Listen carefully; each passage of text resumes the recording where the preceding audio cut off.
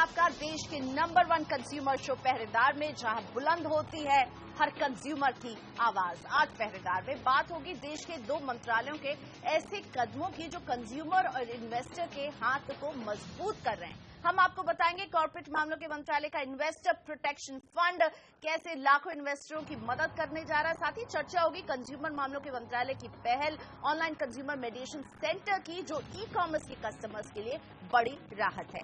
पहले बात करते हैं investor education and protection fund IEPF, जिसके बारे में सारी जरूरी जानकारी देने के लिए मेरे साथ 2 एक्सपर्ट जुड़े हुए हैं। स्टेक होल्डर एम्पावरमेंट सर्विसेज के को फाउंडर JN गुप्ता मुंबई से जुड़े हुए हैं और मिंट की कंसल्टिंग एडिटर मोनिका हालान। आप दोनों का स्वागत है। हम चर्चा शुरू करेंगे उससे पहले मैं ब्रीफ देना चाहूंगी कि ये IEPF होता क्या है। IEPF यानी investor education and protection fund companies act 2013 के प्रावधानों के तहत बनाया गया है। इसके मैनेजमेंट के लिए एक अथॉरिटी बनाई गई है। इस फंड का इस्तेमाल इन्वेस्टरों के unclaimed share, dividend, deposit, debenture और ब्याज के रिफंड के लिए होता है। साथ ही इससे निवेशकों में जागरूकता बढ़ाने के काम भी किए जाते हैं। तो मिस्टर गुप्ता, मैं आपसे शुरुआत करना चाहूंगी। ये जो IEPF है, इसका एक एडवर्टाइजमेंट हमने अखबार में देखा और हमें लगा कि इसकी जानकारी लोगों तक पहुंचानी चाहिए। तो किस तरह के इन्वेस्टर्स को ये मदद करने वाला है? देखिए, जैसा इसका नाम सजेस्ट करता है, इसके 2-3 ऑब्जेक्टिव हैं। एक तो है कि एजुकेशन का, दूसरा है इन्वेस्टर के प्रोटेक्शन का। तो ये इन्वेस्टर की मदद इस तरह करता है कि पहले जैसे फिक्स्ड डिपॉजिट था, डिवेंचर था, शेयर थे, डिविडेंड था, तो हर इन्वेस्टर को अलग अलग दौड़ना पड़ता था। अब ये क्या किया है कि सरकार ने 2013 में जो कंपनीज एक्ट बना है उसके तहत एक अथॉरिटी बना दी है। तो ये जो फंड क्रिएट किया है और एक्ट के अंतर्गत तो जो अथॉरिटी बनाई है, तो एक सेंट्रलाइज है। तो जितनी भी इन्वेस्टर की शिकायत है या जितना भी इन्वेस्टर का बकाया पैसा है, जैसे कि मैच्योर डिवेंचर हो गए या अनक्लेम्ड डिविडेंड हुआ या शेयर्स हो गए जो बहुत दिनों से पड़े जिनमें कोई ट्रांसफर नहीं हुआ है, या जो फिक्स डिपॉजिट मैच्योर हो गए हैं, तो ये तो जितना भी इन्वेस्टर का पैसा कंपनी के पास पड़ा रहता था, वो अब ये सेंट्रलाइज पैसा जो होगा, ये कंपनी को भेज के ये कंपनी को ये अथॉरिटी के पास जमा करना पड़ेगा। तो ये अथॉरिटी के पास ये पैसा होगा। पहले क्या था कि इन्वेस्टर का पैसा कंपनी के पास पड़ा रहता था, तो हो सकता था वो कंपनी उसको यूज कर ले, मिसयूज कर ले, बाद में जब इन्वेस्टर को जरूरत पड़े तो पैसा ना मिल पाए। तो ये सारा का सारा पैसा एक जगह इकट्ठा हो जाएगा और इन्वेस्टर जो अपना पैसा है वो वहां से क्लेम कर सकते हैं। मोनिका, इस IEPF का क्या आप मकसद देख रही है? किस इन्वेस्टर को इसका फायदा होगा? कौन इसके दायरे में आएंगे? वो कौन है एंड यूजर? आप जरा पॉइंट आउट करके बताइए। जैसा कि आपने अभी सुना, जो पैसा आपका अनक्लेम्ड है या जो पड़ा हुआ है कंपनी के पास या अनक्लेम्ड जो डिपॉजिट या डिविडेंड कहते हैं, आपका हक सिर्फ उसके ऊपर है जो आपने क्लेम नहीं किया है। आपने या जैसे आपके कोई फैमिली में है, उनकी डेथ हो गई है, उनके जो पेपर्स में आपको लगा कि ऐसा कोई डिपॉजिट था या डिविडेंड था, जो शेयर्स थे आपको नहीं मिले हैं, तो आपको उसका क्लेम कर सकते हैं। पर जो पैसा या तो शेयर मार्केट में गिरा हो, शेयर्स की वैल्यू गिर गई हो, या जो कॉर्पोरेट डिपॉजिट्स हैं उन जो वापस नहीं हुए हैं या आपका पैसा मारा गया है, ये फंड उसको पूरा नहीं करेगा, क्योंकि आपने रिस्क लिया था कॉर्पोरेट डिपॉजिट में डाल के ज्यादा रिटर्न के लिए, और वो पैसा जब डूब गया है तो ये वाला फंड उसको पूरा नहीं करेगा। सो जो निवेशक हैं उनको ये याद रखना चाहिए कि सिर्फ जो आपका पैसा था, जो अनक्लेम्ड था, जो कंपनी के पास था, उसको आप ले सकते हैं। वो पैसा नहीं मिलेगा जो डूब गया। अनफॉर्चुनेटली बात यह है कि जो डूब गया वो डूब गया। तो बकाया जो क्लेम हासिल करना होगा, इसका प्रोसेस किस तरह से काम करेगा? मैं देख रही हूँ इसमें कहा जा रहा है कि एक फॉर्म भरना है IEPF, मोनिका जी। तो इस फॉर्म को भरने के अलावा भी किन किन बातों का ख्याल रखना होगा जो क्लेम करने जाएंगे अपने इस पैसे को जो बकाया है? जो मिनिस्ट्री है उसने शुरुआत तो अच्छी करी है, पर उसने अनफॉर्चुनेटली अपनी वेबसाइट के ऊपर ध्यान नहीं दिया है। क्योंकि अभी शो आने के पहले मैं सर्च कर रही थी और कोई भी उनका जो लिंक है वो काम नहीं कर रहा है।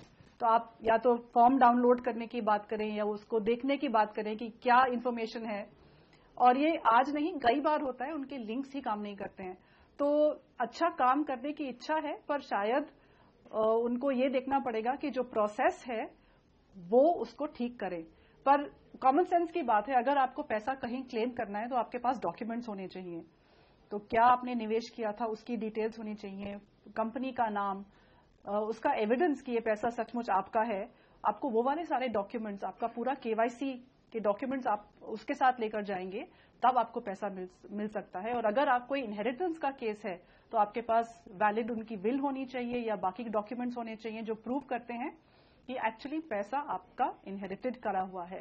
तो डॉक्यूमेंटेशन आपके पास पूरा होना चाहिए। और मिनिस्ट्री को चाहिए कि वो बहुत जल्दी से अपनी वेबसाइट को ऐसा करे कि लोग जाएं तो उस पर उनका लिंक खुले और इन्फॉर्मेशन मिले। एक सवाल, कितने दिनों के भीतर किसी इन्वेस्टर को इस IEPF 5 के जरिए क्लेम करने पर मदद मिल जाएगी, यानी पैसा मिल जाएगा? क्या कोई टाइम विंडो है? जहां तक इन्वेस्टर के क्लेम करने का सवाल है तो इन्वेस्टर के लिए कोई टाइम लिमिट नहीं। वो 1 साल बाद, 10 साल बाद, 100 साल बाद कभी भी क्लेम कर सकता है। तो उसकी तो कोई लिमिटेशन नहीं है टाइम लिमिट। लेकिन ये बोला गया है कि जहां तक मुझे याद पड़ता है कि अगर कोई इन्वेस्टर का क्लेम आता है तो 30 या 60 दिन के अंदर अंदर उस क्लेम को सेटल करना है, प्रोवाइडेड कि सारी जो क्लेम है वो क्लेमेंट सही पाया जाए कि मैं आपके शेयर नहीं क्लेम कर लूं या आप मेरे शेयर नहीं क्लेम कर लें। अगर आपने अपने ही शेयर को या अपने ही डिविडेंड को क्लेम किया है और आप ये सत्यापित कर पाते हैं कि आप उसके हकदार हैं, तो 30 या 60 दिन के अंदर अंदर इस चीज को होना है।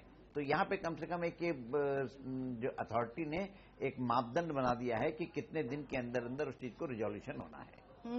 और ये तो बकाया क्लेम की बात हुई और ये कदम सराहनीय है जिसके तहत लोगों को अपने मैच्योर डिपॉजिट या भूले हुए कुछ क्लेम्स, उसका दावा वो कर पाएंगे, उसे वापस कर पाएंगे। और इसके लिए हमें लगता है कॉर्पोरेट मामलों के मंत्रालय की तारीफ होनी चाहिए। लेकिन एक समस्या जिसका लोग लगातार सामना कर रहे हैं और जिस पर किसी का ध्यान नहीं जा रहा है, कॉर्पोरेट मामलों के मंत्रालय का भी ध्यान नहीं जा रहा है। हम चाहते हैं वो अपनी चुप्पी तोड़े। हमारे पास ऐसे हजारों लोगों के मेल्स पहुंचते हैं, अगर मैं कहूं रोज एक मेल पहरेदार के ईमेल बॉक्स में पहुंचता है जहां लोग कॉर्पोरेट फिक्स डिपॉजिट को लेकर फंस चुके हैं। मेरे साथ जुड़ रहे हैं ऐसे ही फंसे हुए निवेशक, इनसे बात करते हैं। राजकोट से हमारे साथ जुड़े हुए हैं, यूनिटेक की FD में इन्होंने निवेश किया था, और यश गोरानी है जिनकी मां ने ये निवेश किया था और अब किस तरह से परेशान है यश से ही समझते हैं। यश नमस्ते, स्वागत है आपका। आपकी जो ये पॉलिसी थी ये मैच्योर हो चुकी है पिछले साल जुलाई में ही, और अभी क्या हो रहा है? मैच्योरिटी की अवधि निकल चुकी है, क्या हो रहा है बताइए। मेरी माताजी ने यूनिटेक फिक्स डिपॉजिट में इन्वेस्टमेंट किया हुआ था 30,000 rupees before 3 years in 2013, right? But the company after maturity date in 2016, I had given on before 21 days before the maturity date, but the company did not respond to that. After that, I contacted my financial advisor. I had contacted the company on website. I had tried the phone number of the company. Company को phone करने की कोशिश की, लेकिन फिर भी कोई response company की तरफ से आया नहीं। इसलिए मैंने आपको अप्रोच किया। क्या आपने कंपनी लॉ बोर्ड में शिकायत दर्ज कराई है अपनी? नहीं, मैंने शिकायत दर्ज नहीं कराई, क्योंकि मैंने जब फाइनेंशियल एडवाइजर से मैंने बात की तो उन्होंने कहा किसी को अप्रोच करने से कोई फायदा नहीं होगा। आपसे पहले जो 2014 और 2015 में जो निवेशक है उनको भी नहीं मिला है, तो आपको आपकी मैच्योरिटी 2016 में तो आपको नहीं मिलेगी। तो अब आप क्या, आपका अगला कदम क्या होगा? क्या आप जल्दी से बता सकते हैं मुझे? तो अगर मुझे किसी इंस्टीट्यूट को अप्रोच करना पड़ेगा तो मुझे कोई इश्यू नहीं है। मैं आपके एक्सपर्ट से सलाह लेना चाहूंगा कि मुझे किसे अप्रोच करना चाहिए इस मैटर में। बिल्कुल, तो शुक्रिया हमसे बात करने के लिए। यश फंसे हुए हैं, अच्छी खासी मोटी रकम है, 30,000 की जैसा बता रहे थे, मैच्योर हो चुकी है, कुछ समझ में नहीं आ रहा क्या करें। मोनिका जी, आप इन्हें अभी क्या सलाह देंगे? इन्हें क्या करना चाहिए? यश गोरानी का अगला कदम क्या होना चाहिए? क्योंकि कंपनी तो नहीं सुन रही है, इनके जो फाइनेंशियल एडवाइजर हैं उन्होंने भी कह दिया आप कहीं पर भी जाइए कुछ नहीं होगा। क्या आप भी यही मानती है, कहीं भी जाए कुछ नहीं होगा? प्रियंका, अगर ये केस 3 या 4 साल के बाद आया होता तो मैं ये बहुत कॉन्फिडेंस से कहती कि शायद जो बैंक्रप्सी एक्ट नया आया है उसके तहत इनको कुछ मिल सकता। पर जो इस समय जो लॉ ऑफ द लैंड है उसमें शायद कुछ मिलेगा नहीं। या तो कुछ निवेशक इकट्ठा होकर दावा करें, जॉइंट एक्शन लें, तो हो सकता है कोई कोर्ट उनकी बात सुने। पर ये सोचना चाहिए कि अगर कंपनी बैंक्रप्ट हो गई है तो जो उसके एसेट्स हैं उसके ऊपर पहला क्लेम डिपॉजिटर्स का नहीं होगा। जो बाकी क्रेडिटर्स हैं वो लोग, उनका क्लेम पहले होगा। और बहुत कंपनीज में ये देखा जाता है कि जो प्रमोटर्स हैं वो कंपनी को ऑलरेडी पहले ही उनको एसेट्स निकाल लेते हैं, उसको एसेट स्ट्रिपिंग कहते हैं। तो एक ही चीज हो सकती है कि कुछ निवेशक मिलके किसी कोर्ट में जाएं और अपील करें। मिस्टर जैन गुप्ता जी हैं। जैन गुप्ता जी, आप सेबी के पूर्व ईडी भी रह चुके हैं, और मुझे ये बताइए, ये कॉर्पोरेट एफडी का मामला, इतने लोग फंसे हुए हैं, लगातार हमारे पास शिकायतें आ रही हैं और भी जगह पर इनकी शिकायतें जाती हैं, कुछ नहीं होता हुआ नजर आ रहा है। आपको नहीं लग रहा है कहीं ना कहीं कॉर्पोरेट अफेयर मंत्रालय को कुछ कदम उठाना चाहिए? इन डिफॉल्टर कंपनियों की खबर कौन लेगा? क्या सेबी लेगा, मिनिस्ट्री ऑफ कॉर्पोरेट अफेयर लेगा? ये निवेशक क्या करें? देखिए, सबसे पहले तो ये डिपॉजिट का मामला है, ये डिपॉजिट सेबी के तहत नहीं आता है, सेबी का इस पर कोई राइट नहीं है लीगली। ये सारा मामला जो आता है मिनिस्ट्री ऑफ कॉर्पोरेट अफेयर्स में आता है। और आज की डेट पे जो 2013 के कंपनीज एक्ट के बाद जो कॉर्पोरेट डिपॉजिट के ऊपर लॉ है, वो बहुत ही मुश्किल लॉ है, और उसमें ऐसे ऐसे प्रावधान हैं कि अब किसी भी कंपनी ने अगर डिफॉल्ट किया है तो उसके डायरेक्टर को सजा होने का प्रावधान है, बहुत सारे प्रावधान है। लेकिन प्रॉब्लम सबसे ज्यादा ये आती है कि हमारे यहाँ जो देश का जस्टिस सिस्टम है, वहां पे आदमी की कोई सुनवाई इसलिए नहीं होती है कि प्रोसेस इतना लंबा होता है, प्रोसेस इतना कॉस्टली होता है कि मान लीजिए जैसे इनका गुरानी का 50,000 रुपए का फिक्स डिपॉजिट है, 50,000 रुपए के लिए किसको कोर्ट फी देंगे, किस वकील की फीस देंगे, कौन इनका केस लड़ेगा, तो ये प्रॉब्लम आती है। वरना जो आज की डेट पे मेरे हिसाब से अगर कोई कंपनी हो तो मुझे सबसे लास्ट में अगर मुझे जरूरत पड़ेगी तो मैं कंपनी फिक्स डिपॉजिट लूंगा, वरना बाकी सब लूंगा, क्योंकि फिक्स डिपॉजिट लेने का सबसे ज्यादा नियम है, सबसे ज्यादा कड़क कानून है, और उसमें जेल होने का बहुत अच्छी तरह प्रावधान है। लेकिन यानी आगे जाकर अब कंपनियां इसको लाने में दो बार सोचेंगी जरूर, क्योंकि कंपनीज एक्ट सशक्त हो गया। लेकिन पुराने जो फंसे हुए निवेशक हैं उनके लिए अभी तो क्लास एक्शन सूट, जैसा कि मोनिका हलन बता रही थी, वो एक रास्ता हो सकता है। इसी के साथ आप दोनों का बहुत धन्यवाद, आपने वक्त निकाला हमारे इस शो के लिए। वक्त हो गया पहरेदार में एक छोटे से ब्रेक का। ब्रेक के बाद हम बात करेंगे ऑनलाइन कंज्यूमर मेडिएशन सेंटर की। क्या ये वाकई में ई कॉमर्स से शिकायत करने वाले कंज्यूमर की मदद कर रहा है? आगे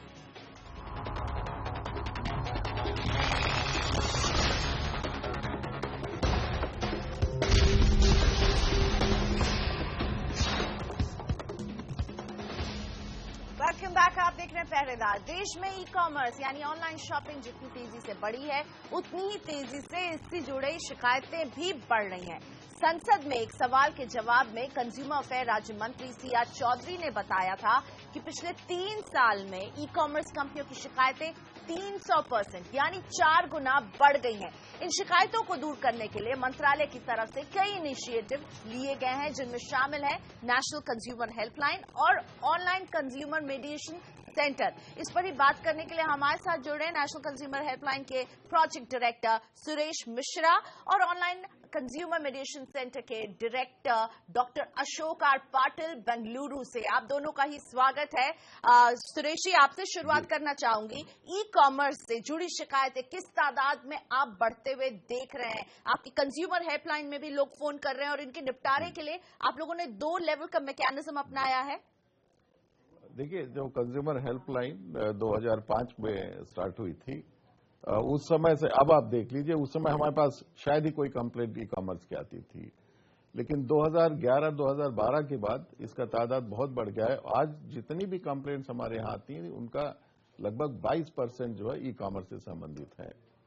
हमारे यहाँ सिस्टम ये है कि एक कन्वर्जेंस पार्टनरशिप प्रोग्राम होता है, जिस पर करीब 35 ई कॉमर्स कंपनीज हमारे प्लेटफॉर्म पर रहती है। जैसे कोई शिकायत आती है, हम उन कंपनीज को ऑटोमेटिक भेज देते हैं, और जितनी कन्वर्जेंस कंपनीज हैं उनका डिस्पोजल रेट लगभग 40-45% है, और नॉन कन्वर्जेंस 20% का है। तो लगभग 65% रिड्रेसल हम देते हैं। कन्वर्जेंस कंपनी वो कंपनी जो इनके साथ जुड़ी हुई है, जो इन्होंने बताया कि 35 है, लेकिन देश में कुल 160 से लेकर 180 ई कॉमर्स कंपनियां अपना काम कर रही हैं, बिजनेस चला रही हैं, और इसमें 35 मुझे बहुत छोटा नंबर लगता है। लेकिन खैर, डॉक्टर अशोक पाटिल जो बेंगलुरु से जुड़े हुए हैं, ऑनलाइन कंज्यूमर मेडिएशन सेंटर को ये हेड करते हैं। मिस्टर पाटिल, आप बताइए कैसा रिस्पॉन्स आपको मिल रहा है इन कंपनियों से, और किस तरह की शिकायतें अभी तक आपके पास पहुंच रही है इस मेडिएशन सेंटर के जरिए? ऑनलाइन मीडिएशन ये चालू हुआ है दिसंबर 24, 2016, एंड तब से यहाँ तक 25 केसेस आर फाइल्ड, and उसमें 5 cases we resolved, and another 5 cases are under process, and another 15 cases the e-commerce companies not responded, even though we communicated with them stating that this is a mediation center helping business people as well as consumer, which is established by Ministry of Consumer Affairs, Government of India.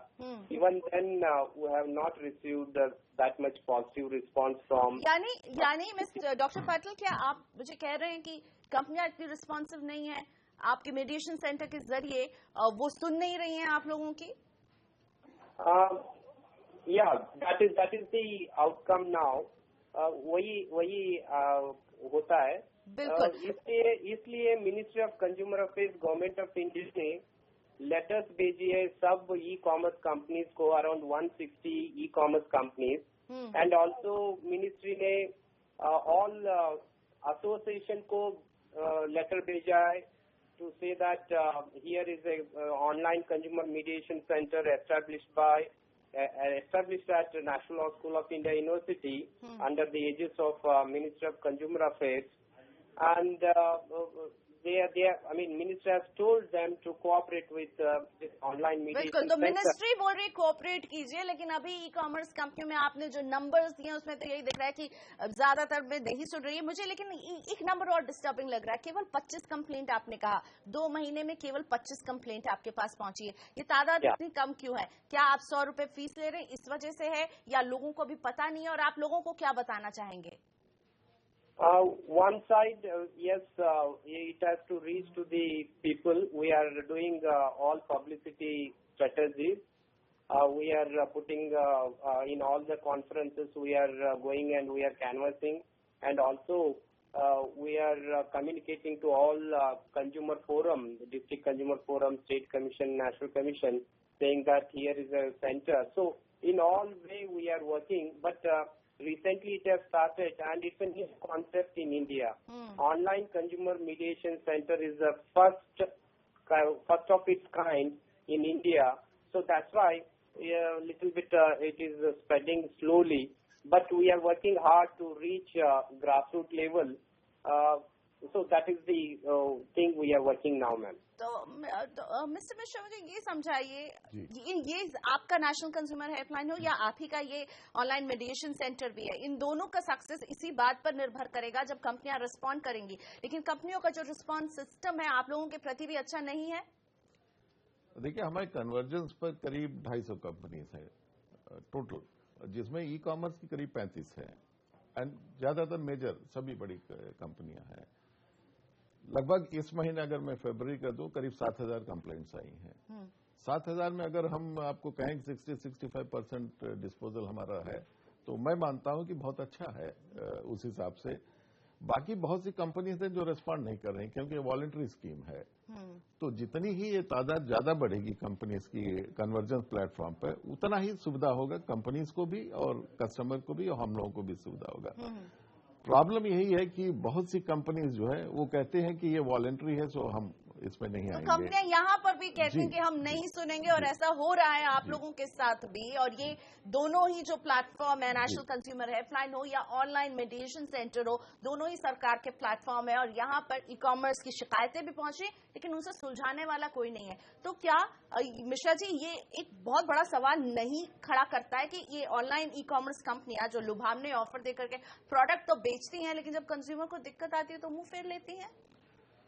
हाँ, देखिए, इनका redressal mechanism जो इन्होंने अपना back office बनाया है, हम लोग का एक्सपीरियंस है कि बहुत कमजोर है. ये कमजोर है, उससे थोड़ा सा टाइटन करने की जरूरत है, और इसमें सरकार का भी रोल बढ़ जाता है. देखिए, डिपार्टमेंट ऑफ कंज्यूमर अफेयर्स तो बहुत प्रयास कर रहा है. अगर आप हाल में देखें, एक 5-6 महीने में ई कॉमर्स पर बहुत फोकस रहा है. जैसे मंत्री महोदय ने पार्लियामेंट में भी स्टेटमेंट दिया था, ये इशू एक लेवल पर हाईलाइट हो गया है, जहां पर अब हम लोग मानते हैं कोई रेगुलेटर होना चाहिए जो निर्धारित करे कि एक प्लेटफॉर्म अगर जो होता है ई कॉमर्स का, तो उसमें क्या बेसिक होना चाहिए. कंपनीज जो है एक स्ट्रक्चर्ड रिड्रेसल मैकेनिज्म अगर नहीं बनाएंगे, तब यही समस्या रहेगी. यानी कंपनियों का खुद का जो रिग्रेसल मैकेनिज्म है वो कहीं ना कहीं पूरी तरह से फेल साबित हो रहा है। आप दोनों ही मेहमानों का शुक्रिया, लेकिन आप दोनों की बातचीत से जो मुझे समझ में आ रहा है कि ई कॉमर्स हमारे देश में जितनी तेजी से बढ़ रहा है, शिकायतें बढ़ रही हैं, लेकिन इन शिकायतों के निपटारे के लिए सरकार ने 2 ऑप्शन आपके लिए जरूर खोले, एक नेशनल कंज्यूमर हेल्पलाइन का, दूसरा मीडिएशन सेंटर का, लेकिन ये कितने सफल हो पाएंगे इस पर सवालिया निशान है, क्योंकि ई कॉमर्स कंपनियां कहीं ना कहीं केवल ऑफर्स दे रही हैं, आपकी शिकायतों को नहीं सुन रही हैं। पहरेदार में आज हमें यही दीजिए इजाजत, अगले हफ्ते हम फिर हाजिर रहेंगे आपकी आवाज बुलंद करने के लिए। नमस्कार।